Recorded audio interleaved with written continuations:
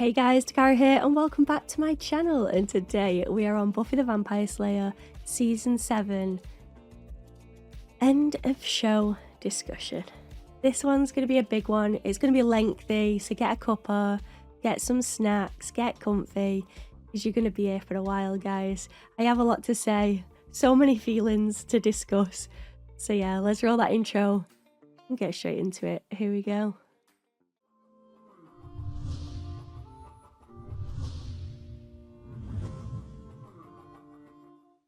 So as always, let's do the rating first. And I think this one is probably going to surprise a few people, but I am going to give Season 7 a 9 out of 10. And the reason I think it's going to surprise people is I've had a lot of comments saying that 7 isn't the best. But I have a different experience of Season 7, and I'll explain why I've given it a 9.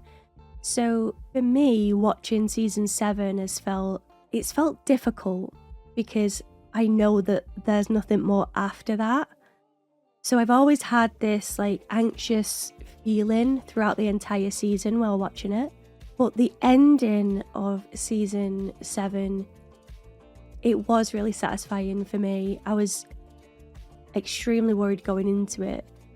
So I think my expectations were very low. So when I watched it, I was so pleasantly pleased and surprised and relieved and all of the above. So because this one is the last ever season, I feel like I'm wrapping it all up as a show as a whole, and therefore I'm giving it a 9 out of 10. Plus for other reasons that I'll dive into later on, but yeah, that's my explanation. Secondly, I usually explain what my favorite episode is and why, so let's do that as well. And for me, I'm gonna say it was 721/22, because when watching it, for me, they sort of merged together. It definitely felt like a two-parter when I was watching the last 2 episodes of Buffy, and I typically tend to get my wires crossed, and I'm like, oh, this happened in the last ever episode, but really it was in 21. So sue me, I'm choosing 2 episodes.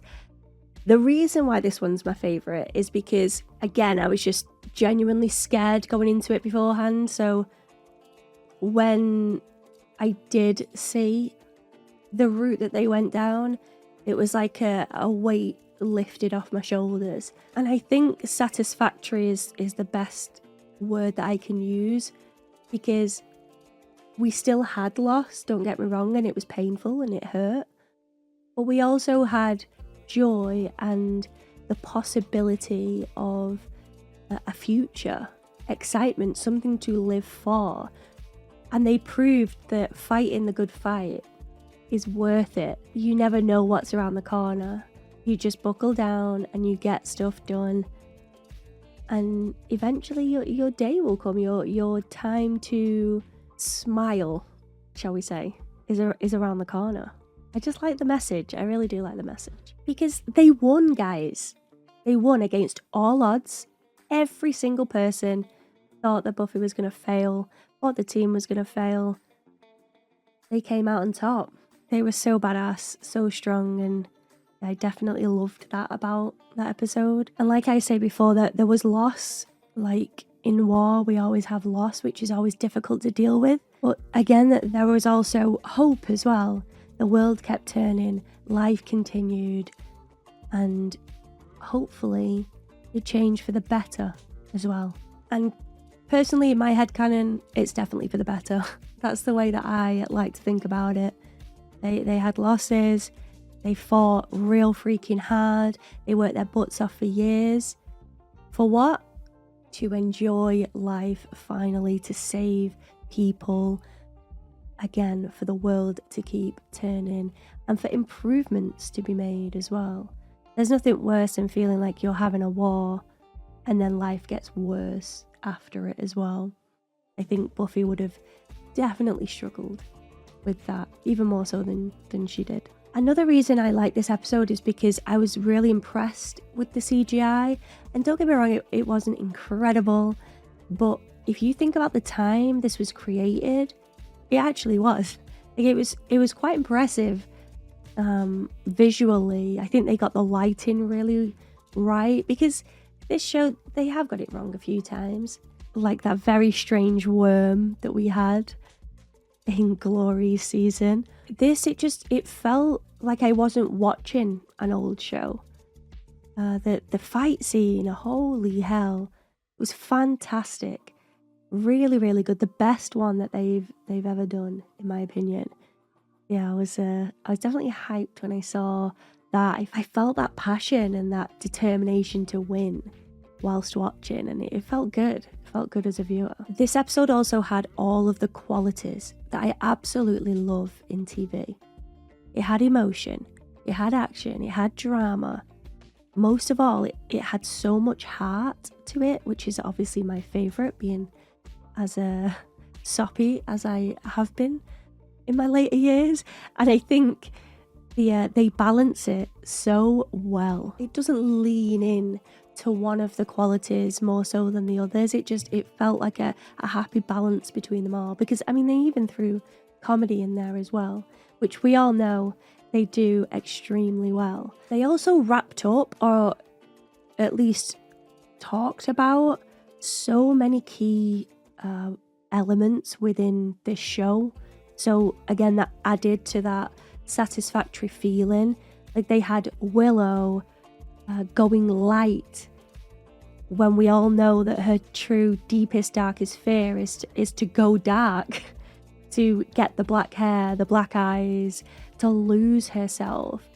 And in this one, I'm getting chills just talking about it. This one, she had nothing but light and happiness and strength and glory, and it felt really good. And the comedy at the end as well, when she falls to the ground, like, that was neat, or whatever it is that she said. It was just great to watch, because we've seen those struggles. We know these characters so well at this point.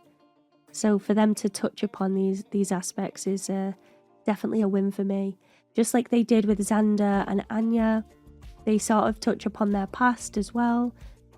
Talk about how well they know each other and how well they connect with each other.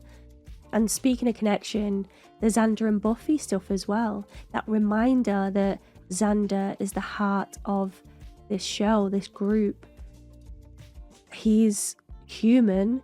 He doesn't have the gifts, but he still has the fight and the passion. And yes, he can be extremely sarcastic and it can be frustrating at times, but it's him. He's unapologetically himself. And I think, if anything, he knows what he's like, and he sort of mocks himself in some ways, but I believe that he is so important and such a valuable person to the group. So for Buffy to bring that up to him and say, like, I need you. This is what I need you to do. This is not brushing you off and hiding you away. This is not only for my peace of mind, but because this task is going to keep my mind clear enough to do what I've got to do.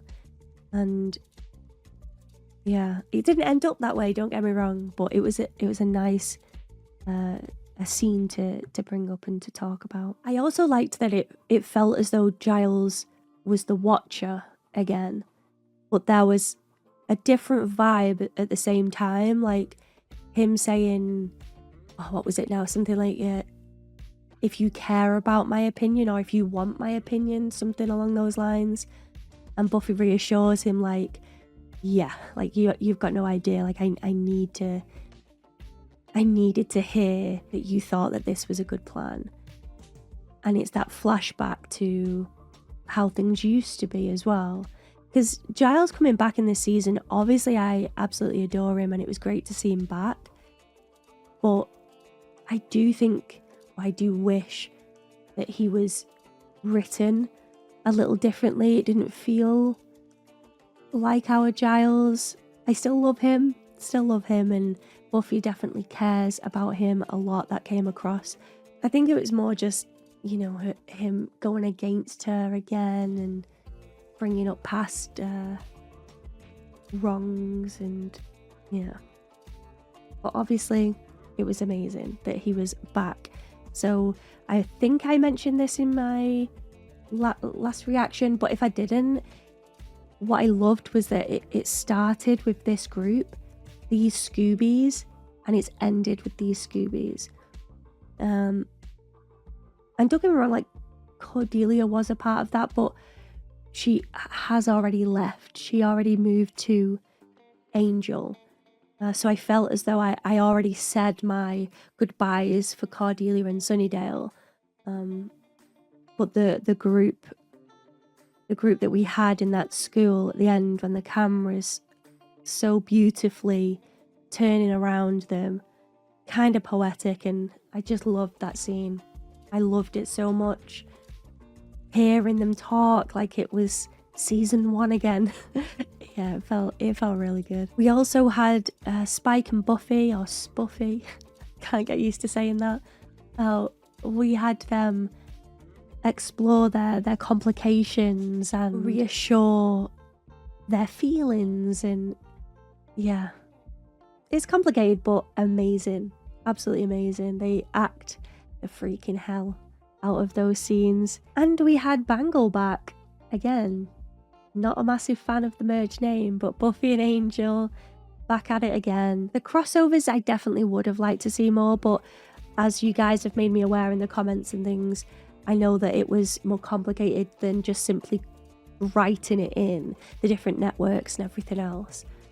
So I'm gonna say that I'm so relieved that despite the complications behind the scenes, we still at least got an extra crossover at the very end. There was also so many points within this episode that I felt like I needed it. And to continue on the path of them wrapping things up, the Faith Buffy stuff felt extremely good and extremely strong to me. Because in the past, obviously, we've had the love and we've had a lot of the hate as well. So for them to resolve their differences, again, so satisfactory. That moment where Buffy hands Faith the weapon and Faith senses that feel like it's hers, so obviously it's Buffy's. You know, those sorts of moments where you're getting past emotions being brought up, and jealousies, fears, anxieties, like all of it. And the moment that Buffy turns around and says, you know, it's us, it's not a mine and yours type of situation. We should be working together. And obviously during the big fight scene in the Hellmouth, and Buffy gets stabbed through the waist, and she just grabs the weapon, hands it over, and says, "Hold the line." Oh god, the chills again. It was just so powerful. That coming together, that forgetting about all of the past mistakes and clashes, and knowing that, you know, now is so important.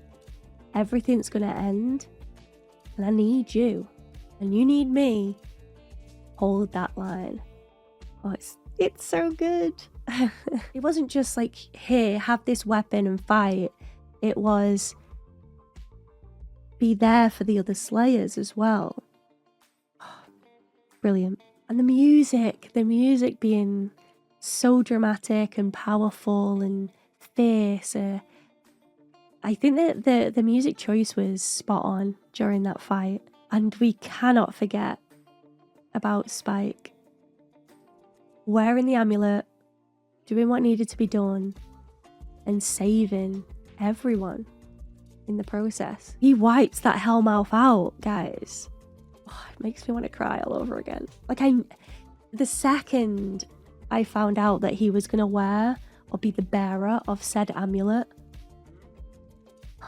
I just knew. I knew in my gut, guys. I just knew. Makes me want to cry.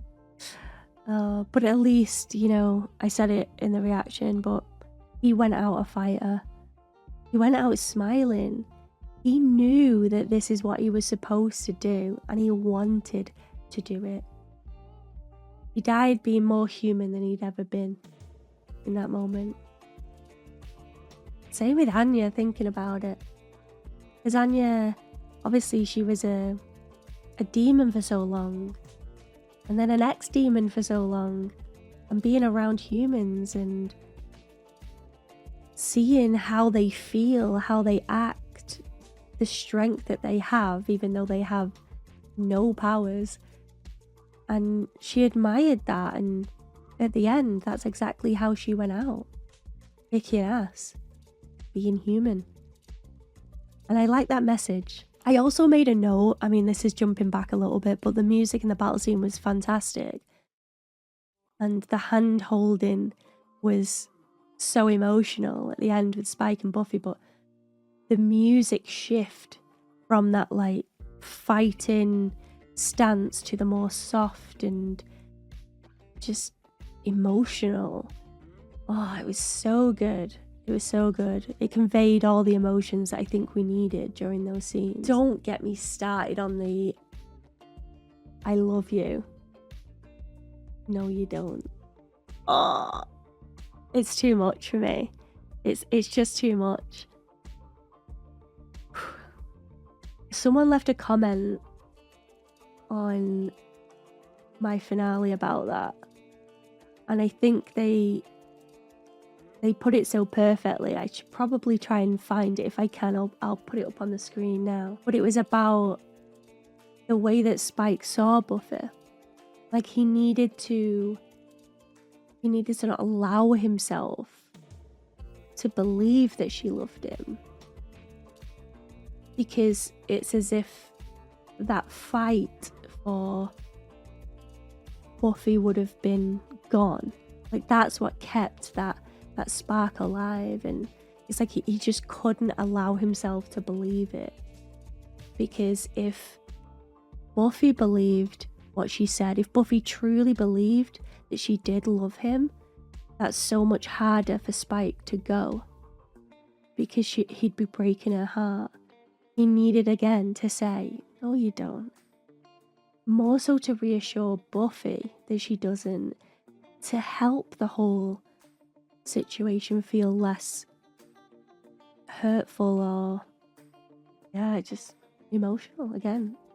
Lack of a better word. I'm struggling, guys, but oh, this show is so good.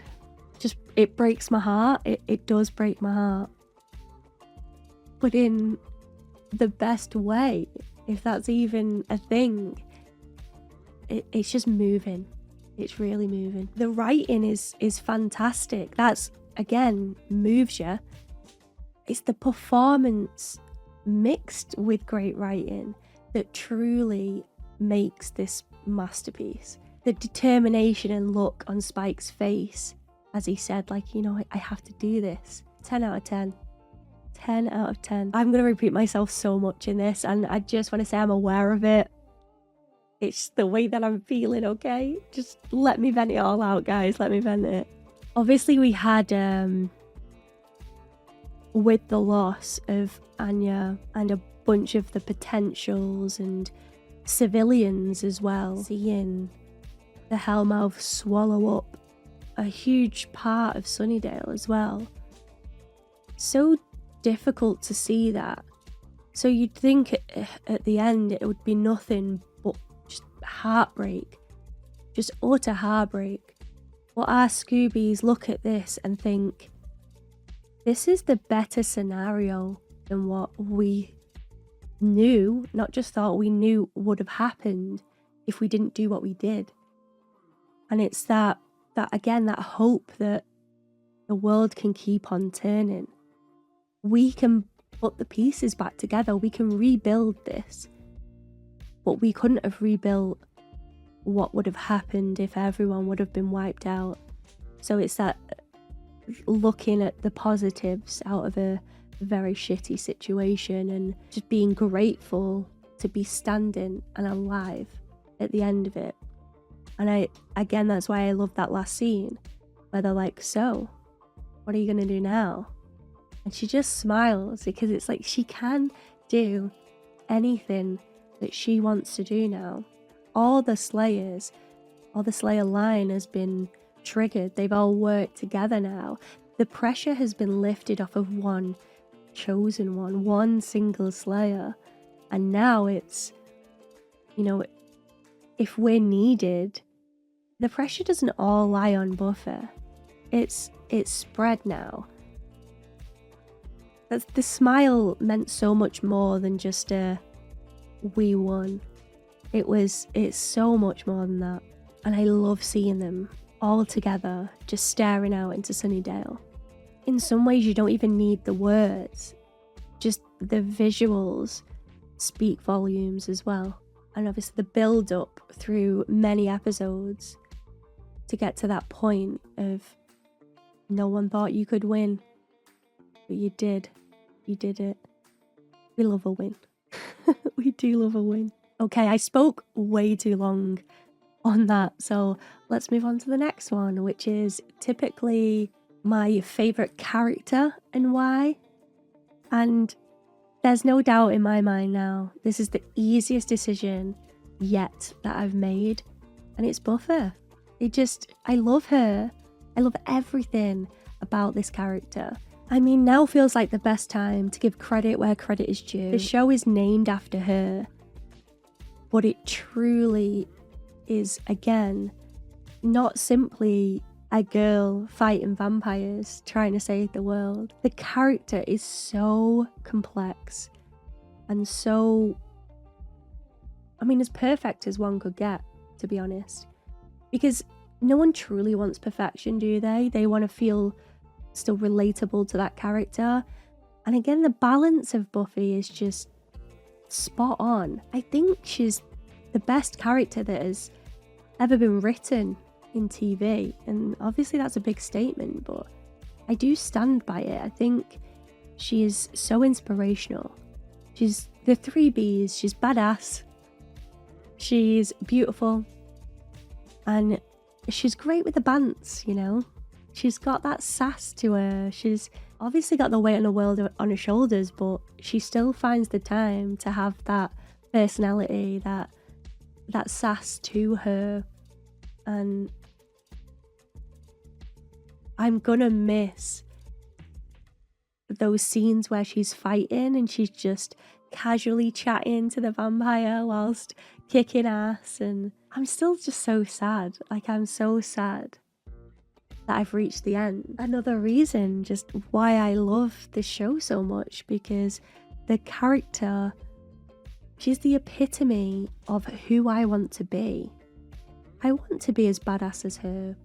I want to be as strong as her, mentally, physically too, but obviously that's not so much realistic. But even in the hardest of situations, she still manages to find a logic within that. Even if it hurts her, she somehow manages to always think the way that I would want to think. I'd like to think I would react in the Buffy way. But if I'm honest with myself, a lot of the times I wouldn't. And that's what I mean. She's so inspiring and yet so relatable still, because we get to see mistakes that she's made. The difference is with her is that when she makes those mistakes, she learns from them. She doesn't repeat them. And within this show, we've managed to see those vulnerabilities, those worries, the lower points. But we've also seen where she pulls it together and absolutely smashes it. Smashes the fight, smashes life. She's just so unbelievably strong-minded.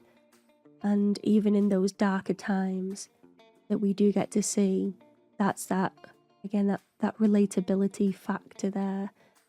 With her learning from it, again, there's the inspiration side of things. I just adore her, and I'm gonna miss her a lot. I think another reason why I got so emotional in those last moments of the show is because it does feel like loss for us in a strange way, because we don't get these characters now. We don't get Sunnydale. We get the memories, which is amazing. We get the rewatches, but we don't get the new. And I just find like comfort in knowing that they do, at least with how they ended it. Okay, so next is the most memorable scene for me. And this was just an easy decision. It was 7:20, the scene between Spike and Buffy. I adored it. I absolutely loved it. Yes, I was sobbing through it, guys. We don't need to talk about that bit. But the acting in that scene, James and Sarah, incredible performances, and I do think that they should have won all the awards for that scene. And the writing, like, someone has wrote that, and it's affected so many people watching it. Those that, you know, truly get taken in by these characters in this show. Do you know what? I feel like we should watch it again. Should we do that real quick? Let's do that. It's so soft, so pure, so raw, and just so well executed. You've got to agree with me there, right? See, look at me now again, already messing my makeup up because this stupid show and making me feel things that I don't want to feel, okay?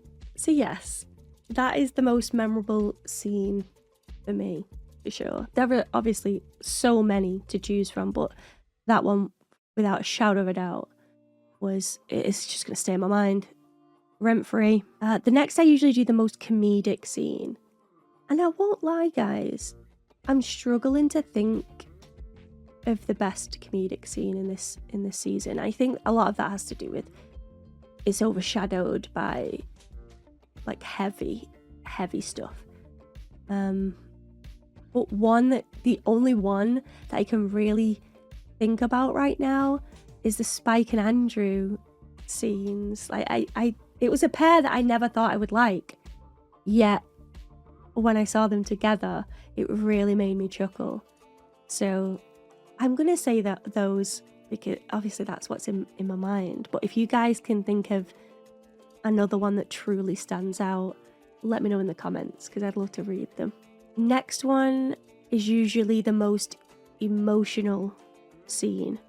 If it comes down to, you know, Dakara rocking up and making an appearance, I'd have to say 7:20 for sure. That scene that we've just watched, it was extremely moving and emotional. And then obviously the 7:22 where we get the goodbye of Spike and Buffy. That too was right in the feels. But if we're talking about anger as an emotional trigger, I'd say 7:19. I'm still so passionately angry about that episode, and I'd rather it not be a thing, but it is.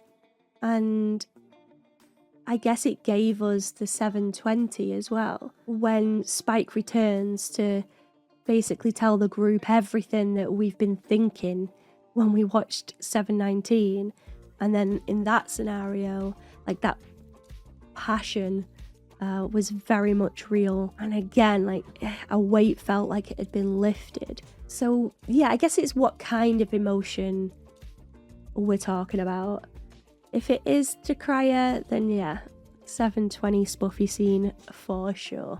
Fave, ship, and why is usually next on my list, and I think this one's difficult for me. Really difficult, because naturally I want to say Spike and Buffy because of everything that they went through, and I will be saying those two names, but I don't ship them in a oh my god you must get married kind of way. It's more a ship of you guys are so important to one another, and it's so special. I'm so glad that we got to explore the high highs and the low lows of this complicated relationship, this complicated ship. And I think those that don't see those flaws, I think that's quite scary, to be honest, because they're very blatant flaws, okay? they're all screaming, all dancing, in your face kind of flaws. But you know the root of their friendship is love and adoration, comfort, because I do think Buffy for years has found comfort with Spike and vice versa as well. If you think to when Spike first rocked up and all he wanted to do was kill Slayers, and she just happened to be the Slayer and that's who he was going to fight and destroy, to the very end scene, very different situations. And a lot of that has to do with the two of them spending significant time together. But basically it's Spike with a soul. That is the key factor that changed. So those painful moments that we had prior, Spike had no soul. And if you think about Spike versus Angelus, say, Spike was definitely the better of the two. Angelus still scares me to this day. Whereas Spike reached a point where he still had no soul, yet he was still quite human, more so human than Angelus, in my opinion. But then you give him that soul. It was a game changer, in my opinion. So yeah, I adore their story, and I adore their ending, as heartbreaking as it was. I did like it. And I just love their scenes together. I love the chemistry between the two actors. And I love those moments. They always trigger my emotions like so perfectly, whether it be happiness, sadness, anger. I mean, you name it, they deliver it every time. I'm never disappointed. Well, there was this one time in a bathroom. It was very disappointing. But despite that, again, soulless, but even despite that, if you think where they end up, like the changes that they go through and where we were at the finale, incredible. Oh my god, just looking at my list now. Predictions and desires for next season.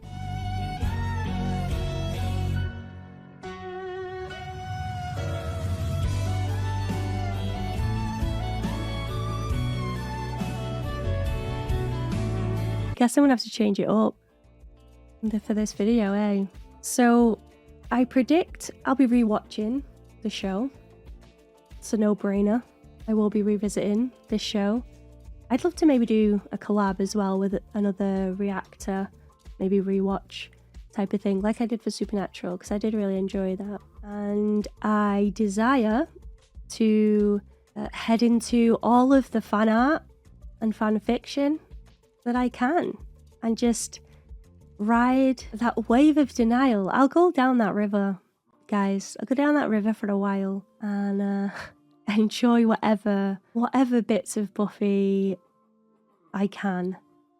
So if you guys have any fan art that you absolutely adore, if you have any fan fiction that is your favourite, any recommendations, just let me know. Which brings me on to my Discord, because that would be the best place to send it. So if you're not a part of my Discord, please do so. The link is in the description. Just click on my links, and all of my socials are on there, because I would love to hear from you guys. There is a channel dedicated to Buffy the Vampire Slayer as well, under non-spoilers, but I guess it doesn't matter now, I've seen it all. You can put it wherever, and I'll definitely check it out. I check it daily, so if you want to hear from me or want me to in particular to see something, then that would be the place to do it. And not only that, I think I'm gonna dive into is it audiobook? Slayers, a Buffyverse story, I think it's called. And it has a lot of the actors from the show narrating. So I'm gonna check that out at some point, because I don't think it's that expensive. I think it's about £16. So yeah, when I can, I'll be purchasing that and giving that a listen as well. Obviously there's podcasts as well. Obviously there's podcasts that I'd like to dive into too. So there is more content. It's just not what I'm used to. It's not the content that I'm used to. I also received merch from yourselves in my PO box that I could quickly go through with you guys. Merch related that, yeah, especially the cards. The cards I've been dying to dig into that I've not been able to because of spoilers and stuff. So let me have a look. Here we go. First, I'll show you what I got for Christmas off my friend Zoe. I think she found this online and I absolutely love it. So it's got the certificate there of authenticity, and it is a plate, Buffy from Buffy the Vampire Slayer plate collection, limited edition of 2000. I just love it. I love it so much. I want to put it on display, but at the same time, I need to make sure that it remains safe as well. With it being a collector's item. I do wonder if there's any more. It does say Series 1, so I should probably look into that and maybe see if I can get my grubby mitts on more of these bad boys. Well, yes, thank you, Zoe, for that one. Zoe also sent me these cards, and I know that Sharon is planning on sending some cards as well. These ones, for those that don't know, I am obsessed with Pokemon, and especially the trading card game. So I have a very, very large collection of Pokemon cards, and I love collecting items. I even did my dissertation on collections and things like that. I'm such a nerd. But I've wanted to go through these so bad, and now that I finished the show, I can finally do that. Speaking of finals, this final moment is the first thing that I see there. Oh, losing Tara. That was, talk about pain. That was real rough. And then I've got, oh my gosh, these together again. That's the first time we get to see them really just be happy in a moment together. I love Tara and Willow so much. Dawn's pal. So from what I can gather, they do cards based on each individual character and multiple cards for that character.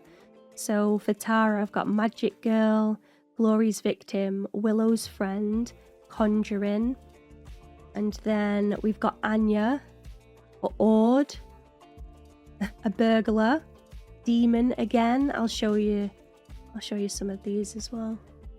So Demon again. I've got to say, like, the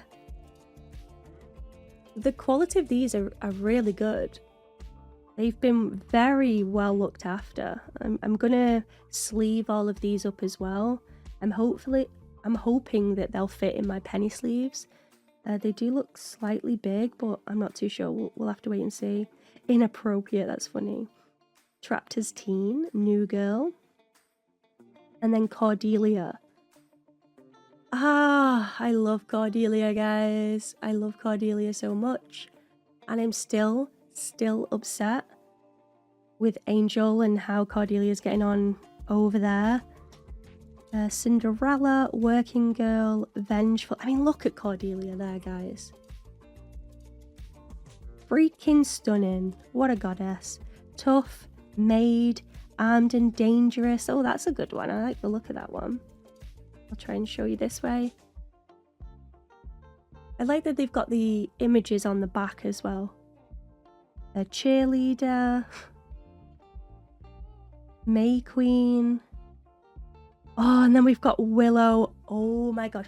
I see now why I wasn't allowed to open these before seeing the finale, because this is Willow's card right now. Oh my goddess. And she was that goddess, guys. She was. Big Bad Will. Acting Out. In Love. I'm so glad that's Tara, not Kennedy on there. Prom Night. Oh, we even get Oz there. Goth. This is still one of my favorites, guys. That episode. Was that episode 16? I feel like it was. I loved it so much. Also, Willow's figure in that scene. Like, what? Your girl be ripped. Holy. Grunge. Nerdette. Oh, I love that one. Very me. Very me. Oh, yes, here we've got some Buffy ones now. So, obviously, we've got Slayer. I'm holding that so awkwardly, but there you go. Slayer. Imitation. Dreaming. Oh, Buffy and her dreams. Feral. Unselfish. That's her jumping off. I'm not going to get emotional, guys. I'm not. Uber Buffy. Class protector. Old fashioned. I nearly forgot that one. And she had the dark hair. She looks great with dark hair, by the way. And Women of Sunnydale. After her initial experience as a Slayer, Buffy moved to Sunnydale and hoped to never see another vampire. Fate had other plans. The town located on the Hellmouth became home to the Slayer and to other beautiful, strong and powerful women. Some good, some evil, but all fascinating. This might be my fave so far. Look how sick that looks. Freaking awesome. And face on there as well. Oh, there's a checklist on here as well. So off camera, I'll probably work my way through these and see if I'm missing any and if I can get my hands on them. But there, it says that there's 90. I feel like this is going to be a full freaking set, you know? That looks about right. You've spoiled me. Holy Jesus. And not only that, Sharon sent me... Oh, I can't remember when you sent me these. Was it... It might even be 2 years ago now. How long have I been on Buffy for? No, it would have been maybe a year and a half. But these ones... It's the Scooby Gang, and it's Tara, and Amber has signed this freaking card, guys. I am spoiled rotten and extremely freaking lucky. And that wasn't the only one. We got this one as well, Commitment. These look different to the other cards. I wonder if they did different sets then. Because this, yeah, this is definitely a different style to the other ones. I'll have to do a bit of research now, I think, and try and put some pieces together.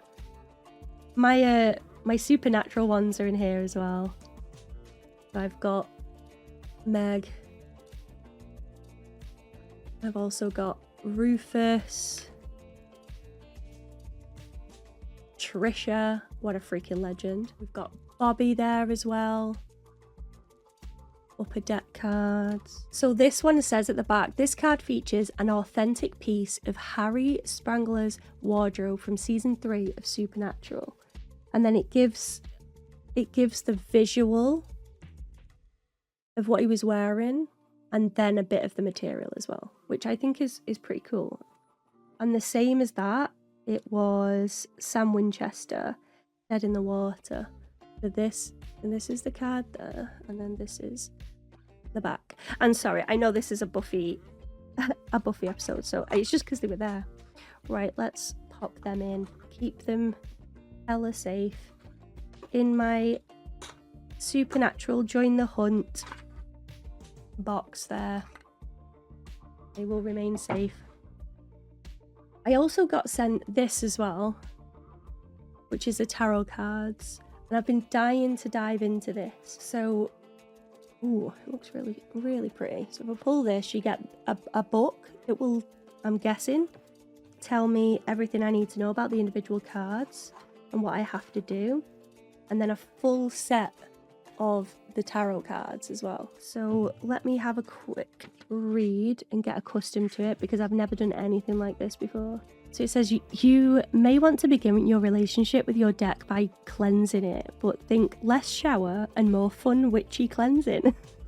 One easy way to do this is to leave your cards in light of the full moon or in a ring of salt to help shake off any bad vibes they might have picked up. You could also start a tarot diary and don't let anyone read it. A diary is like a person's most private place. Just ask Buffy. As you go through your deck, examine each card and write down your first impressions. Based on the art, what do you think the card is communicating? Which cards stand out to you? You can use this diary to keep track of your readings, the spreads that you find helpful, and your progress as a tarot reader. After your deck has been cleansed and you've spent time with each card, consider conducting the nice to meet you spread on the next page. A spread is a layout of cards with each card tied to a specific question. The cards you draw provide guidance for the matter at hand. If they are facing the reader, that is considered upright. If they are facing away from the reader, that is considered reversed. I mean, I haven't cleansed my pack. I've definitely not done anything ritual with these other than unwrap them. So do I... Oh, the artwork on these guys. How sick is that? Oh, look, a willow there. They even got a Willow's jumper on and everything. Tara. She has her bag. Legendary bag. Drusilla, you filling my heart with dread. The Emperor. Buffy being kick-ass. Oh my god, Giles. Okay, I'm going to end up just showing you the whole bloody pack at this rate. So, what should I do? Like, how many cards and stuff am I supposed to put out? Because it didn't say anything like that. You're supposed to change the deck. So, like, this one says Major Arcana. So, beginning with the Fool and ending with the World. And these 22 cards are the main characters of the deck. But then you've got the Minor Arcana. And these ones are, these 56 cards represent the daily grind. So from what I can gather, I choose the deck. So I have to study them. I have to feel a sense of, like, a group feel. I thought I would just simply shuffle them and then pick them out and see what they meant. But I don't think it's going to be like that. If I put 1, 2, 3, 4, 5 out in front of me. So the first one I got is Pentacles. So if I then try and find upright, it says, the lesson of the V of Pentacles can be learned in 2 words, Cordelia Chase. You may be feeling like you've lost everything. Your money, your status, your popularity, and it may seem as though life has kicked your butt and left you in an alley to suffer. Why is this me though? Okay, this is creepy. But what about what you stand to gain? Cordelia lost friends when she embraced a loving relationship. She developed a stronger work ethic and resilience and used her setbacks to build strength, and so can you. Oh, but then it says reversed as well. This symbolises a light at the end of the tunnel, and mine was reversed. It was like this. This symbolises a light at the end of the tunnel.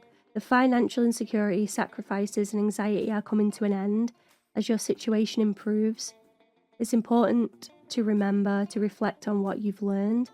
How did your mindset impact your circumstances? What good habits can you learn? Besides advising Daddy to get his taxes right. Okay, this is fascinating. Next, I'm going to pick this one, which was my 4th card, and I'm going to leave it reversed. Oh, it's Pentacles again. What? Okay, which one's this one? Okay, there it is. So this is the card, guys. And this one says, trying to fast track your way into double meat management sounds like a gross plan, but before you start flipping extra patties, why not spend some time understanding how this shift in focus might impact the rest of your life? This is creepy. This card warns of overcommitting in one area, while other important parts of your life are neglected. So pursue your beefy dreams, but be sure you aren't doing it at expense of your loved ones. I feel like this is speaking to me on a deep level, guys. I won't lie. I've only done 2 cards. And they've both been pentacles. I feel like I should leave it at that. So I will, as far as like the reading goes, because honestly, I feel like I need to really study this. I'll follow what they say and yeah, take it from there. Because I really like to do a proper tarot reading, if that's possible. One of my friends used to do tarot reading, so I might take it to her and see if she can help with this. But you guys are amazing for sending these things. I don't know if you guys ever saw this. I did do a PO box opening of everything that I'm showing here, but if you've missed it, I did get sent this as well. And when you turn it, Dawn actually disappears. You can't really see it on the camera, but in real life, can I do it there? In real life, she fully disappears on this. And I absolutely adore it. And I want to try and get a frame that'll fit it. But I want like a specific frame. I want to try and get the frame that was in Buffy's house, like on the wall. So yeah, that's definitely something that I'm gonna try and sort out. And they also sent me the tarot deck as well. And these are replicas of what Willow actually used within the show. So it says at the bottom there, Willow's Warlock. So these are so sick. I absolutely love things like this. And for you guys sending them me, I just want to give a massive appreciation, shout out to each and every one of you. And it's so kind that you do that. And I don't take it for granted. Like all of this stuff I treasure. And whenever I do have moments of feeling a little overwhelmed, looking at this stuff in my office and being in here definitely helps put things into perspective. And it just, yeah, it reminds me how fortunate I am to have the community that I do. And yeah, thank you guys so freaking much. This was indeed a very long video, which I knew that it would be. It's a bittersweet feeling. It genuinely is. I have loved this journey so much, guys, so much.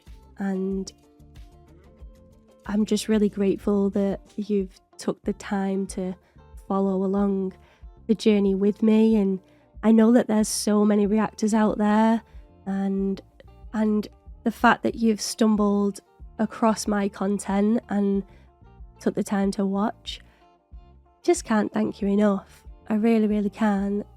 This show's super special. I think everyone should watch it.